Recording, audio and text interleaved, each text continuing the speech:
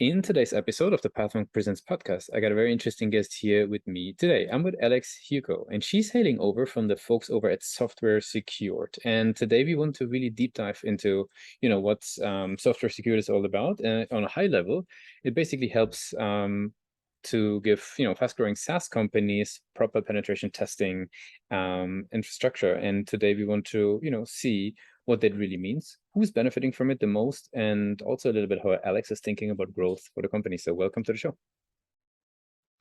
Thanks for having me.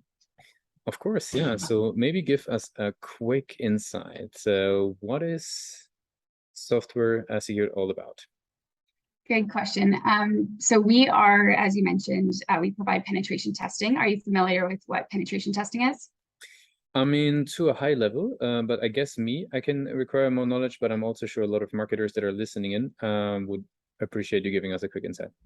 Absolutely. So essentially, we are a team of good guy hackers. We are hired by companies to break into their applications, just as a real hacker would. And then if we are successful in finding any vulnerabilities or issues in the system, then we can provide remediation to help the developer teams get their application or system back up to speed. Makes a whole lot of sense. I mean, there's a lot of stories out there, right? That people break into Google and Microsoft and getting millions of dollars to have reported the Absolutely. issues. So Very good. yeah, it's kind of like the simulated version of the attack, but in order to help you prepare for if the real one happened or protect against it, so that way likely it doesn't. Very cool. So who are your clients then? Maybe tell us a little bit about the types of organizations that really need. Is there a certain scale that is required? Certain IT infrastructure volume that you would need in order for this to actually make sense? Yeah, super good question. So I mean, a penetration test can be done on any application, any system, regardless of its size. So there's actually two types of penetration testing services that we provide. One is a one-time penetration test. Again, this is great for any size of company. Often smaller companies will opt for this option. It's really great for compliance or your annual check on your application security posture, as it does a one-time super thorough sweep on all of the vulnerabilities in each area of your application. But that being said, it could be done on your infrastructure or any other system as well. And then we also offer something called penetration testing as a service. So this is offering the one-time penetration test quarterly or multiple times per year, depending on your launch schedule.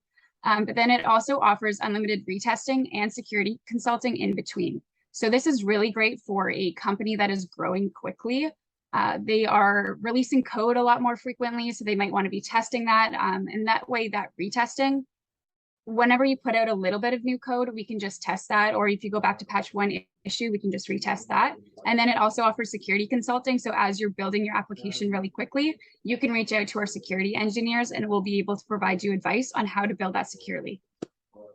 That makes a whole lot of sense.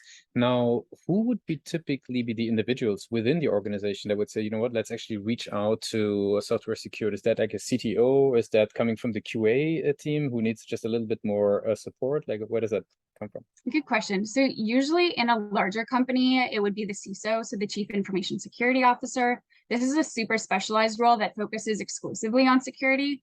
However, smaller companies aren't likely to have this position, again, because it is specialized.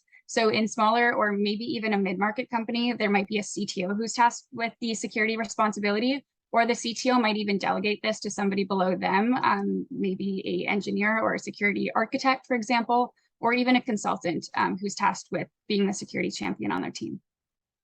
That makes sense. Now, how do they learn about you guys though? Like, do they read blogs and getting to know you guys? Is it the website? Is it online marketing? Is, like what is it? For sure. So there's a lot of, something important to keep in mind with the security space is, again, you have to remember you're dealing with a lot of very sensitive data for these organizations. So it's not likely that they're just going to do a Google search, pick on the first person that they see, or click on a LinkedIn ad, for example. They're not going to do that because it's super important data for them, and they want to make sure that they're making a really well-informed decision with a company that they trust. So for us, companies will usually come to us through reading our content a lot, building that knowledge base, helping them feel confident in making their decision. Again, back to the CTO example, they might not specialize in security. So if you can provide them the content over time to build that confidence for them, then they'll say, okay, I trust this company and that's who I want to work with for my pen test because they help me build this knowledge. Or through partnerships and events as well. Any opportunity where you can have a level of trust, you can meet them face to face, or you can get a referral through somebody who you know and trust and wants to, you'll take their opinion seriously. Considering what you just described, like how do you as a marketer then think about the website? Like what role does the website play in these circumstances? Super good question. So our website is very focused on content, very much from an educational angle more than a selling angle. The reason is, again, you're trying not to force them to make a security decision that maybe they're not ready for. And you want them to feel really well informed and almost like they're in charge of their decision. Like I know everything about pen testing and I know every other security testing option because I was able to read it through you. And I know how this is going to work with my SDLC. And I know how it's going to work with my software development team. And now I feel confident, A, on how this is going to work within all of my processes, but also B, that you're going to be able to do it really well and that you know what you're talking about. Makes sense. Now, does that still mean you as a marketer, because we have a lot of marketers on the show, right? Very often, obviously, it's all about, I don't know, driving demos, driving consultations, or whatever it might be. Mm-hmm. How do you then think in those circumstances as a marketer? Is that still a goal? Does that take a backseat then, considering that educational angle? How do you think about that? No, I think with any revenue-driven company, you obviously want to have customers coming in to book a demo, but it's not something that we are necessarily throwing in their faces as soon as they come on the website. It's still an option. We still encourage you, if you want to ask more, you want to get a more personalized consultation, book a demo, chat with our team. We're going to be able to walk you through it. We're here to support you. But we're not pushing it in your face is the very first thing you should do. We want you to learn and we want you to ask questions before being able to buy. Yeah. We had a couple of cybersecurity companies on the show as well, and it seems to be a common theme when you add marketing to developers, you have to take a little bit of a different angle. Yeah, it's very, very different. There's a lot more education and learning than just selling right away. Very cool. I'd love to switch gears a little bit and talk a little bit about you as a marketer. Sure. I got some rapid fire questions. Would you be ready for those? Sure. Yeah. What is the last book that you read? The last book. Ooh, I don't know the last one, but one that I read pretty recently. It's called The Defining Decade.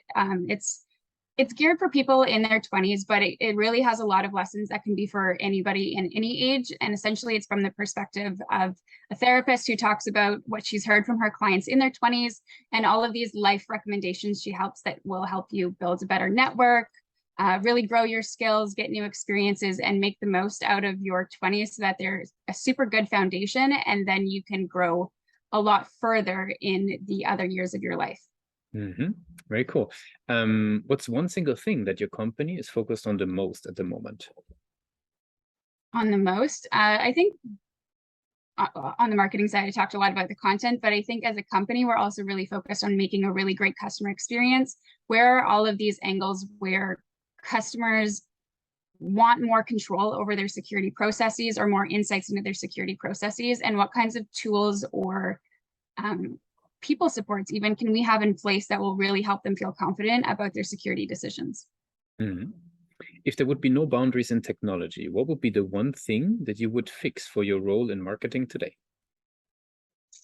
No boundary. I would really like to know when people are reading content, which part about it really caught their eye, like some tracker tool to know that it was that keyword, that almost like a mind reader for being able to read their mind as they're going through our blogs. Mm-hmm.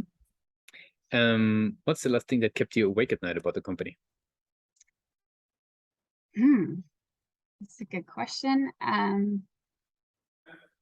would say, again, just trying to think through that customer journey and mapping from point A to point B. I think a lot of marketers with content strategies might find this difficult to map. How did you go from one to the other? Why did you choose that decision? And so really just trying to get in their brains and think through that whole process of you went from point A to point B to point C and why.